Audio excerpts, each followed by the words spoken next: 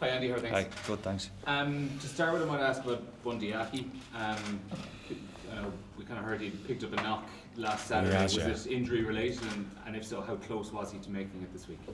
Yeah, it is injury related. He's a bang on his shoulder that he was brave enough to go through the last 20 minutes of the game. That's what he does for his team. He'll fight when he has to. But unfortunately, really saw at the beginning of the week, a little bit shut down, etc. And would have been a risk. But also with the quality of backup centres that we've got, we have to do the right thing by the team, and Bundy understands that.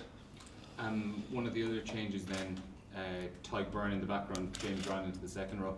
On Tyg in the back row, it's something you've tried previously, the first game of the Rugby World Cup. What are you hoping to see from it? What is the thinking behind it for this weekend's game?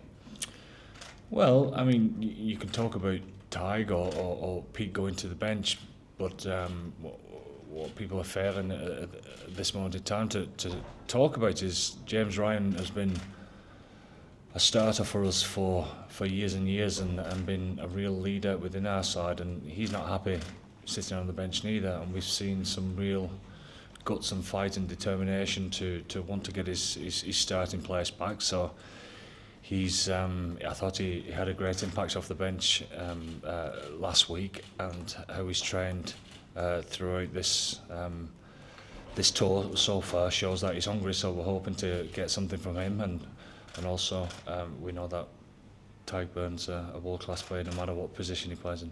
And then also Caelan Doris as captain this week. It's something that's going to come up during the week around his communication with Luke Pearce last week, and there's obviously been he's spoken about it as well this season, about how it's been a work in progress for him stepping up to captaincy and dealing with that.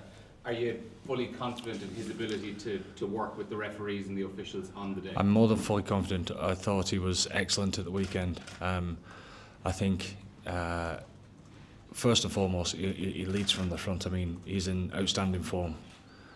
His performance last week, never mind the leadership or the captaincy bit, he was outstanding. So that's, be the best version of yourself. That's the best form of leadership.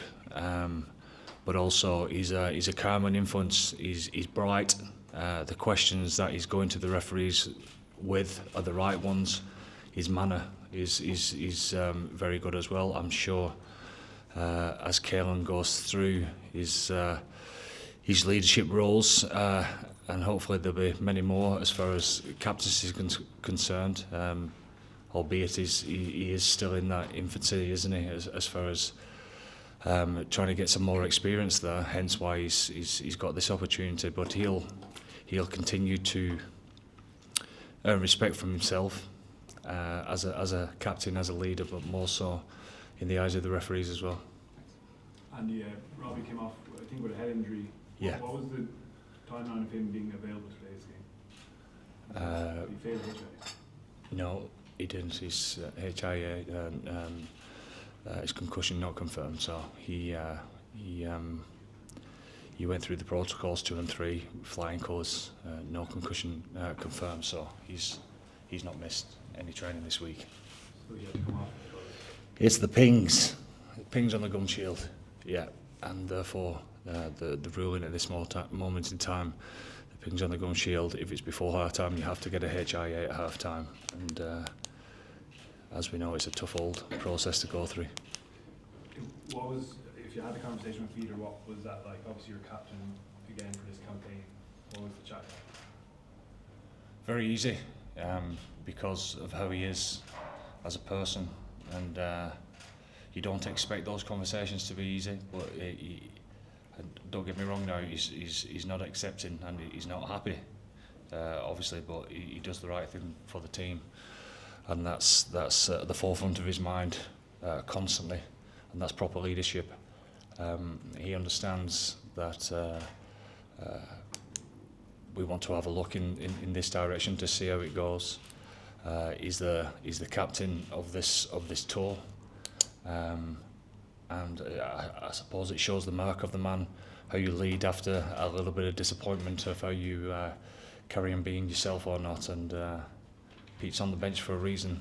He makes people feel good. It's right when he's there, his presence and leading, and that has been so evident over the last couple of days. So he couldn't have done a better job in that regard. Andy, so the Boks used quite a clever substitution strategy. We've seen that before. Yeah. Obviously it gave them momentum. I think that's the general consensus, even though you guys scored a couple of great tries as well. Yeah. But do you have a specific tactic in mind to deal with that? Yeah, stop it, please. Sorry? Stop it, please. Yeah, scrum harder. Yeah. Look, I mean, you look at the strength in depth that they've got and the quality that they've got coming off the bench. I mean, it says everything where South Africa are at this moment in time. I've heard you guys and many experts as well talk about whether this is the best South African group that they've ever had. Well, you know, I certainly go along with that type of feel myself. You know, hence why we're privileged to be able to come over here and test ourselves. Sorry, just the last couple of questions for the live section and the Farrell section before I did. On the other hand, it's also a game of extremely small margins. Yes. I mean, centimetres. So how would you get on the right side of those margins? What do you think it needs to, which areas do you think you need to step up in?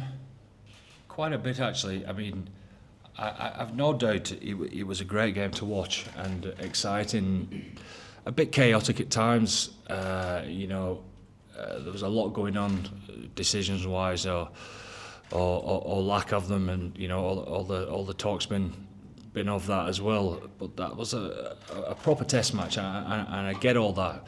But when we strip it back from our side, we're disappointed enough, especially like I said about our first half performance. It wasn't us doing things properly, and it might not seem like that to everyone, but to us it was. So therefore, we need to improve.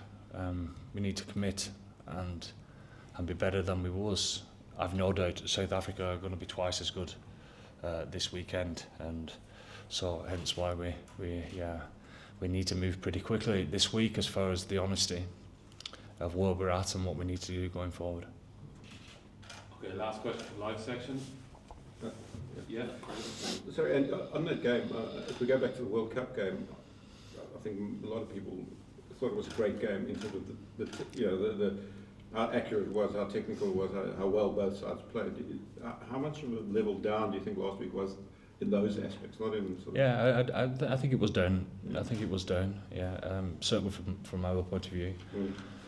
I think South Africa played outstandingly well in that game as well. Is that a bounce of a ball or a refereeing decision or whatever it may be? It just goes to show that's what we keep producing at this moment in time. But I suppose for both teams, if we don't get to be at our best, then one side is definitely capable of running away with these type of games as well. Thanks. Just last question for this section. Do you feel that you guys have a chance of salvaging this series? I mean, you went to All Blacks in 2022 and then won a series there, but you, of course, now it's just one game left. But do you feel that you've got a chance that you can salvage it and get maybe one? Do you think we've got a chance? You tell me. No, you tell me. It's nice to turn it around sometimes. I want to know what you think. Yeah, like I'm saying, because you think we've no chance, don't you? Like you can see the intention from South Africa that they really want to give you guys a very good game and then win the series. It's big for South Africa. I get that. It's a 2-game series. Is it a series? 2-game series? I don't know. They're normally 3. But it's our last chance to have a crack at what is the best side in the world at this moment in time, and we relish that opportunity. I think when you put on a green shirt, you've always got a chance.